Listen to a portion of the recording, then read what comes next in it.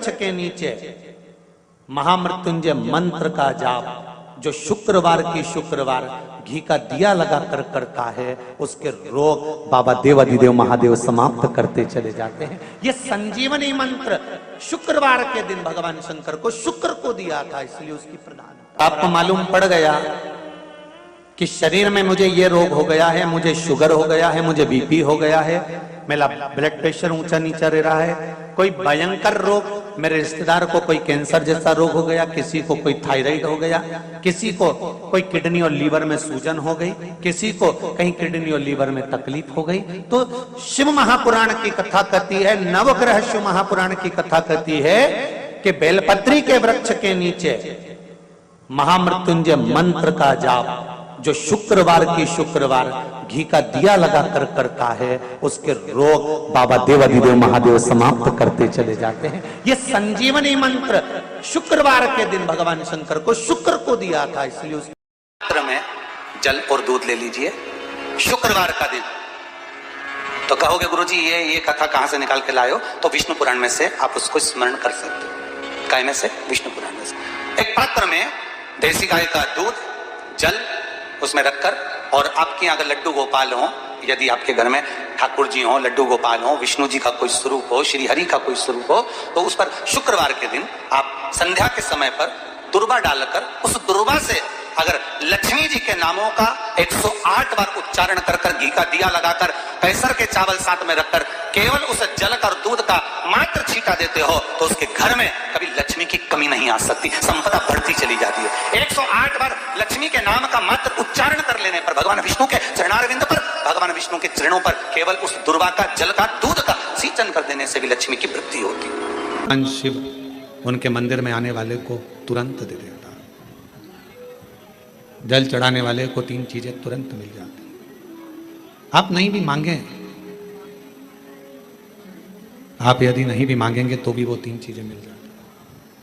पहले नंबर पर है शांति, दूसरे नंबर पर है दिशा, और तीसरे नंबर पर है सफलता। शांति, और बहुत जरूरी है मन की शांति। आप जब मन से भगवान देवाधिदेव महादेव के मंत्र का उच्चारण करते हैं, आप जब मन से भगवान शंकर के नाम का उच्चारण करते हैं, तब हृदय की शांति अपने आप आती है। इसलिए एक बार दिल से सब लोग पुकारेंगे, श्री शिवाय नमस्तुभ्यं, श्री शिवाय नमस्तुभ्यं।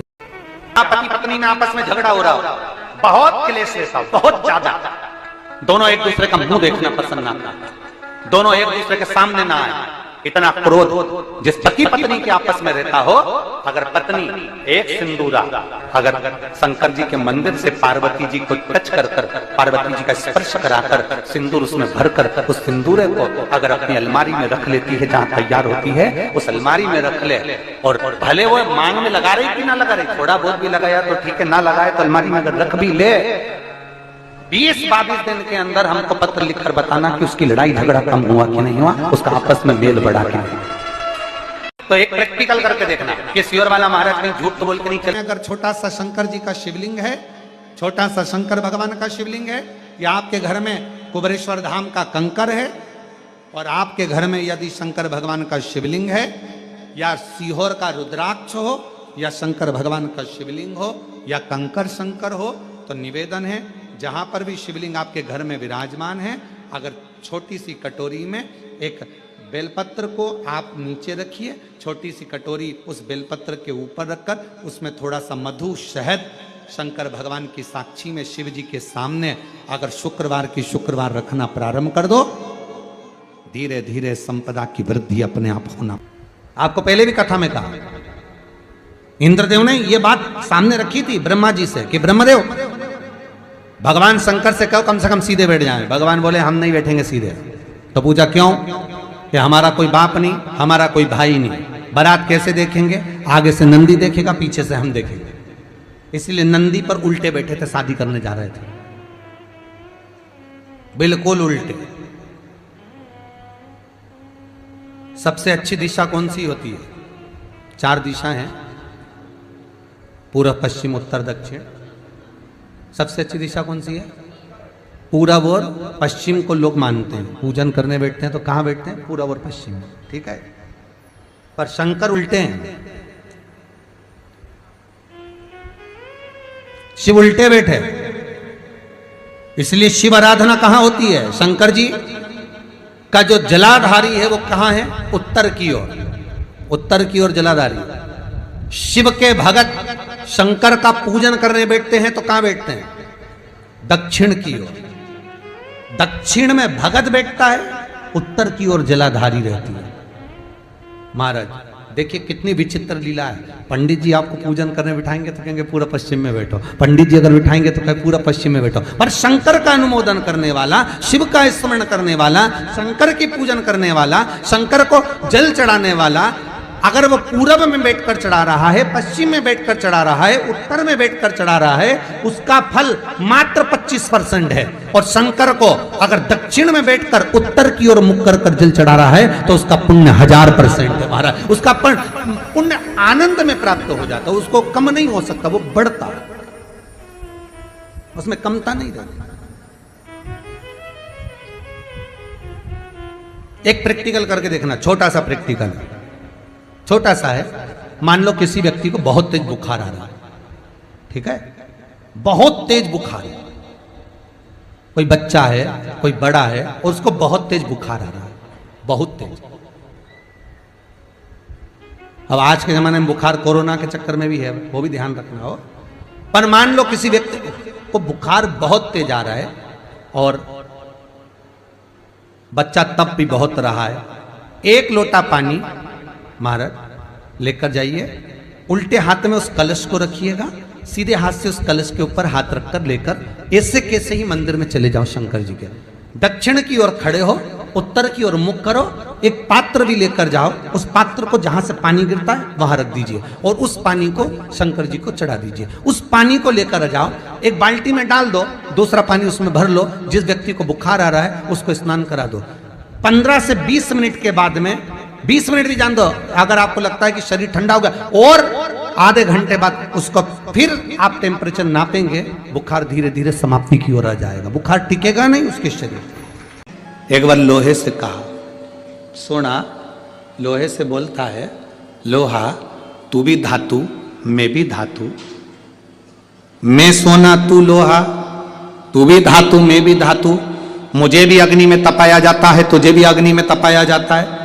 सोना कहता है मुझे भी तपाकर कुछ बनाया जाता है, तुझे भी तपाकर कुछ बनाया जाता है। सोना लोहे से कहता है कि मुझे भी अग्नि में तपाया गया, तुझे भी अग्नि में तपाया गया, मैं भी धातु तू भी धातु, तुझे भी तपाया मुझे भी तपाया, तुझे भी कूटा मुझे भी कूटा।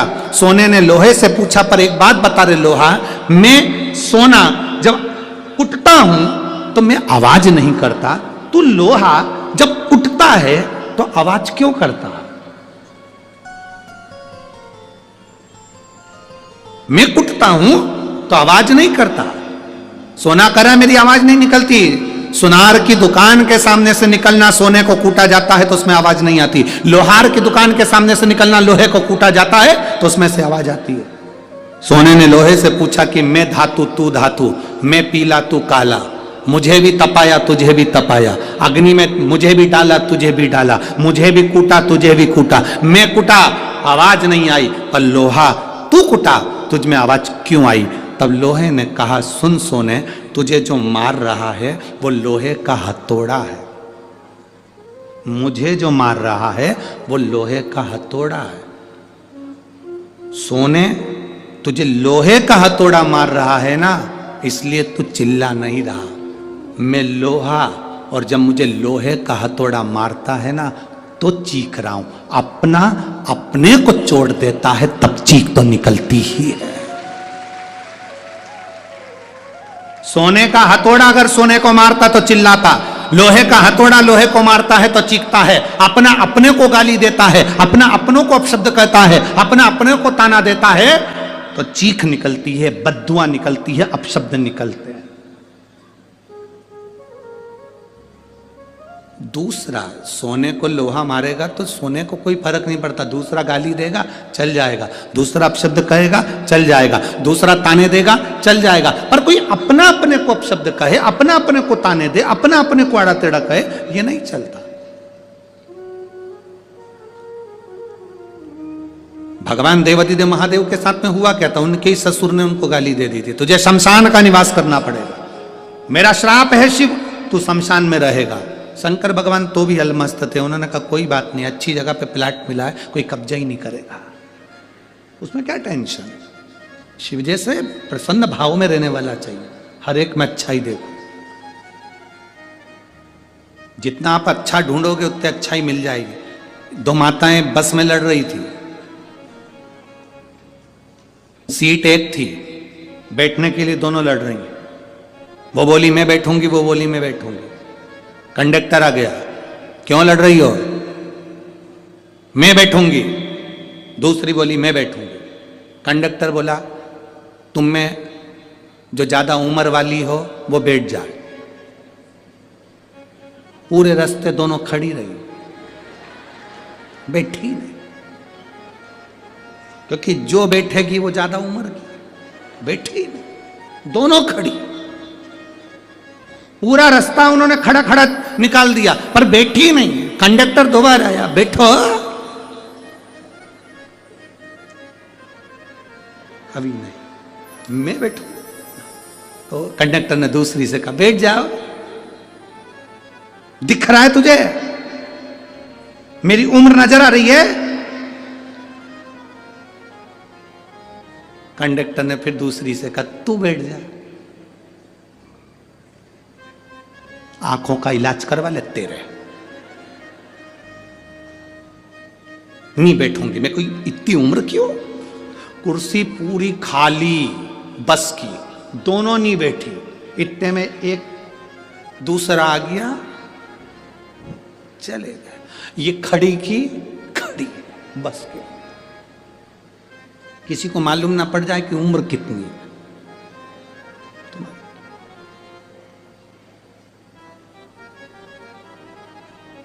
शिव जी को गाली देने वाला कोई दूसरा नहीं था, भगवान शंकर को गाली देने वाले उनके ससुर ही थे। तुम्हारे ऊपर उंगली उठाने वाला कोई दूसरा नहीं होगा, तुम्हारे अपने ही होंगे।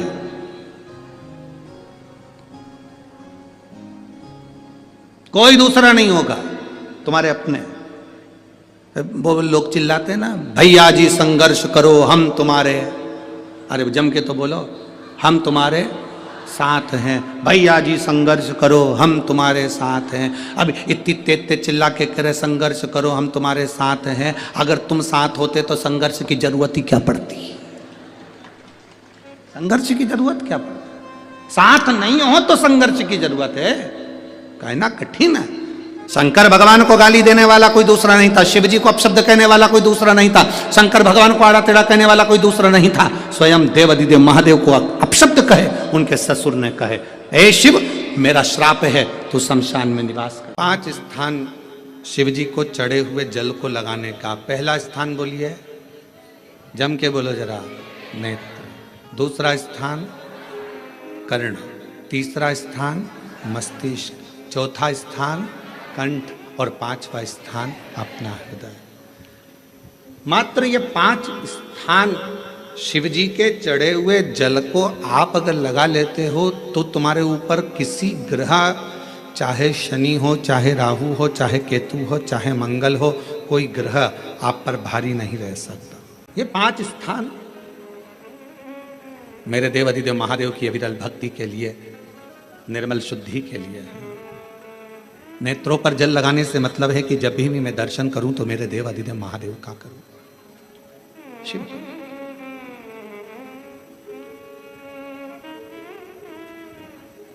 कंठ पर जल लगाने से मतलब है कि मेरे मुख से जो वाणी निकले, और मान लो मेरे मुख से कोई अपशब्द निकल गया तो किसी का बुरा ना हो जाए। कर्णों से जल लगाने से मतलब है कि मेरे कानों के माध्यम से जो शब्द मेरे अंदर जाएं वो मेरे जीवन का कल्याण करें। मस्तिष्क पर जल लगाने से मतलब है कि मेरे भगवान के चरण का जल, उनकी रज मेरे सिर पर चढ़ी रहे और मेरे जीवन में कभी अहंकार ना आए। हृदय पर जल लगाने से मतलब है कि मेरे हृदय में भगवान शंकर के चरणों का वास नित्य प्रतीत है, हमेशा। ये 5 स्थान, जिस लड़की को, जिस लड़के को मंगल है, और ब्राह्मण देवता ने यदि आपको कहा कि इनको मंगल है, इसकी शादी में देरी हो रही है, मंगल के कारण अगर शादी रुक रही है, देरी हो रही है, विवाह में देरी हो रही है, तो उस बेटी और बेटे को 3 महीना लगातार शिवजी पे चढ़े हुए जल को इन 5 स्थान पर लगाना प्रारंभ कर दे। 3 महीने के बाद वो खुद कहेगा कि हाँ, हमारा संबंध जम गया, हमें मंगल से कोई दोष नहीं लगा। स्वयं शिव कृपा करते हैं। फूल को धोया कभी नहीं जाता, जैसे डाली पे से फूल टूट के आया तुम भगवान को चढ़ाओ, पर फूल को घर में लाने के बाद तुम धोगे, पानी छीट कर साफ करोगे और फिर भगवान को चढ़ाओगे, तो समझ लेना फूल भगवान स्वीकार नहीं कर। फालतू की बात, जैसा है वैसा देव,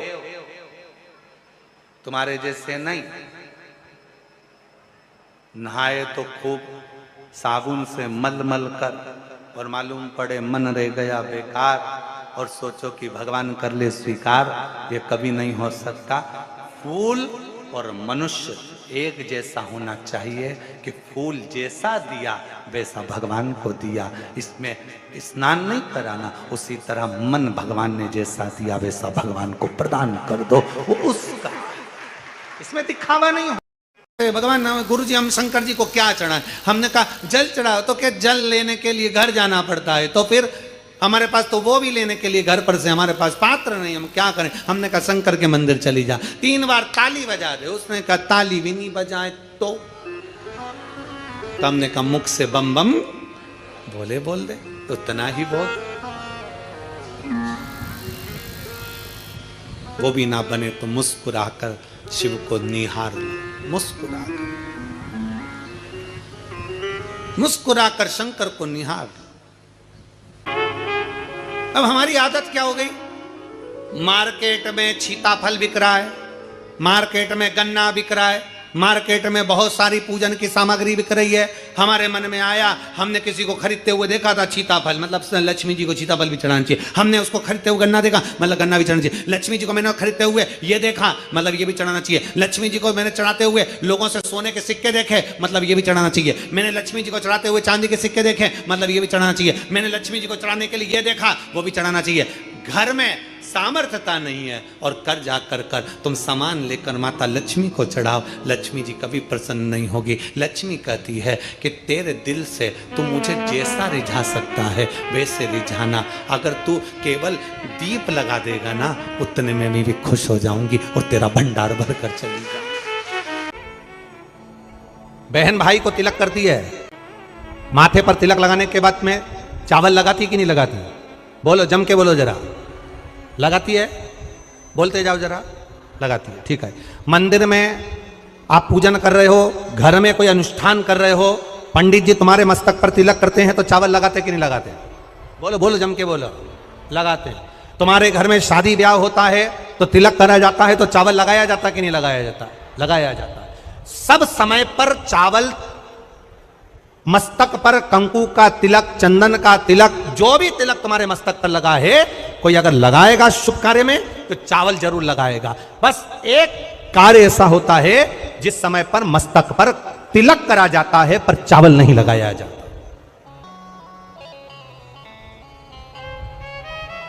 एक समय ऐसा होता है जिस समय तिलक करा जाता है पर चावल नहीं लगाया जाता।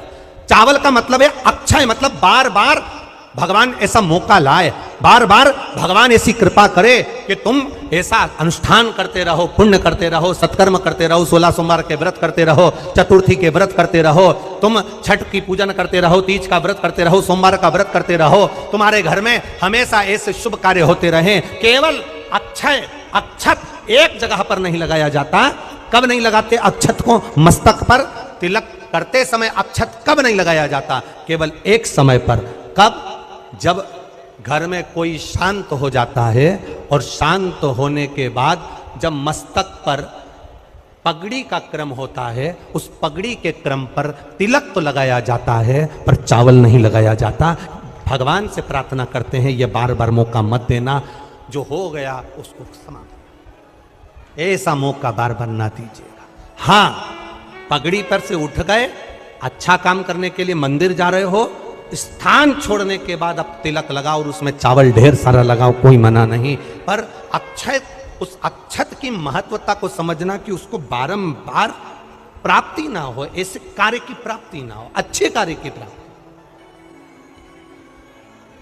श्रेष्ठ कार्य की प्राप्ति, शुभ कार्य की प्राप्ति। अगर मौका मिले तो एक बार भविष्य पुराण, और एक बार मौका मिले तो कुर्म पुराण, और एक बार मौका मिल जाए तो नंदी पुराण, ये 3 पुराणों का स्मरण करना, इसमें आपको अक्षत की महत्वता प्राप्त हो। भविष्य पुराण, कुर्म पुराण और नंदी पुराण, इन 3 पुराणों में आपको अक्षत की महत्वता प्राप्त होगी कि चावल की महत्वता क्या है। एक चावल का दाना जब अशोक सुंदरी वाली जगह पर चढ़ाया जाता है, एक चावल का दाना अशोक सुंदरी वाली जगह पर चढ़ाया जानते ना हो, ये बेलपत्र जो होता है, इस बेलपत्र पर कभी कभी आपने देखा होगा कि कई लोग बीच वाले पत्ते पर चंदन लगा देते हैं। ये जो बीच का पत्ता होता है, इस पर लोग चंदन लगा देते हैं। शिव महापुराण की कथा कहती है, अगर भूलवश भी, अनायास, आपके पास बेलपत्र भी नहीं है, शिव जी का चढ़ा हुआ बेलपत्र भी अगर आपने उठा लिया और उठाकर उस बीच वाले पत्ते पर एक चावल का दाना रखकर भी आप भगवान भोलेनाथ को समर्पित कर रहे हो, तो यह समझ लेना कि तुमने महीना, 2 महीना, 4 महीना, 6 महीना, 8 महीने में, हम तो हमेशा कहते आए हैं, आज फिर कर रहे हैं, 1 महीना पूरा हो जाए जल चढ़ाते, 2 महीना पूरा हो जाए जल चढ़ाते, 3 महीना पूरा हो जाए, 4 महीने पूरे हो गए, 6 महीने पूरे हो गए, या आपका साल भर पूरा हो गया, प्रयास करा करो, एक बीच वाले पत्ते पर एक चावल का दाना रखकर शिव जी को समर्पित करना। क्यों? जो तुमने पूर्व में जल चढ़ाया है वो चावल का दाना अक्षय, उसको अक्षत माना जाता है, अक्षय माना जाता है। मतलब तुमने अभी तक जो जल समर्पित करा है वो कभी समाप्त तो नहीं हो सकता, उसका पुण्य तुम्हारे खाते में चले गया, अब तुम उसको किसी को भी प्रदान कर सकते। जब व्यक्ति के मन में अहंकार आ जाता है, जब व्यक्ति के मन में अभिमत्ता आ जाती है, थोड़ा सा अभिमान आ जाता है, तो वो भगवान से दूर हो जाता है। 3 चीजें भगवान से दूर कर देती है। पहले नंबर पर व्यक्ति के भीतर का अहंकार, दूसरे नंबर का हमारे भीतर की ज्यादा कामना,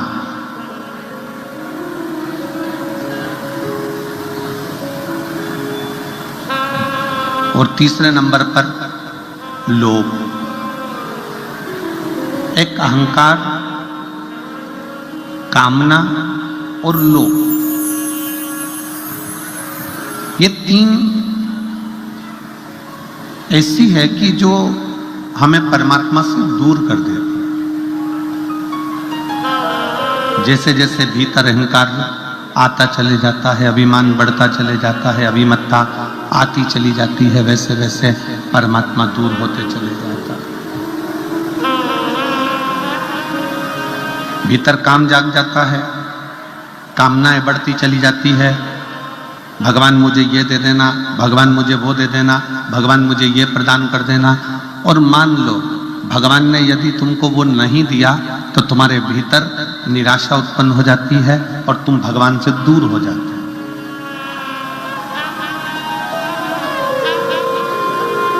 एक भीतर की ज्यादा कामना भी परमात्मा से दूर कर देती है। एक हमारे भीतर का लोभ,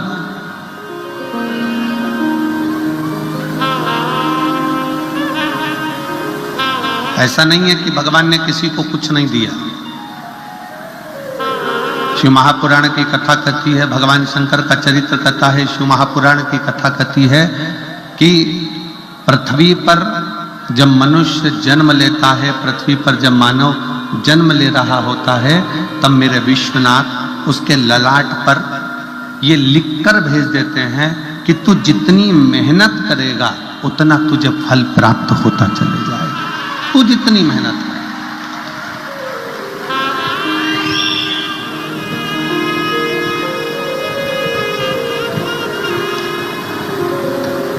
तो जितनी जितनी लगनता से काम करेगा, जितनी जितनी मेहनत से काम करेगा, जितना जितना परिश्रम करता चले जाएगा, उतना उतना तू प्राप्त करता चले जाएगा। कथा कहती है कमाई करो तन से और भजन करो मन से। कमाई तन से करिए, अगर कमाई करना है तो तन से करो, खूब अच्छे से इस शरीर के द्वारा जितना कमा सकते हो, इस शरीर के द्वारा जितना ला सकते हो लेकर आओ, जितना कमा सकते हो उतना कमाओ, जितना कर्म करना हो उतना करो। कमाई तन से करो और खूब करो, और इस कमाई को मन तक लेकर मत जाओ। कार्तिक का महीना चल रहा है जो कि मेरे भगवान नारायण को प्रिय है, मेरे भगवान विष्णु को अति प्रिय है। और जो राम को प्रिय है, जो नारायण को प्रिय है, वो शिव को प्रिय है, और जो शिव को प्रिय है वो मेरे नारायण को, मेरे राम को प्रिय है। प्रभु की कृपा देखिए कितनी विचित्र है।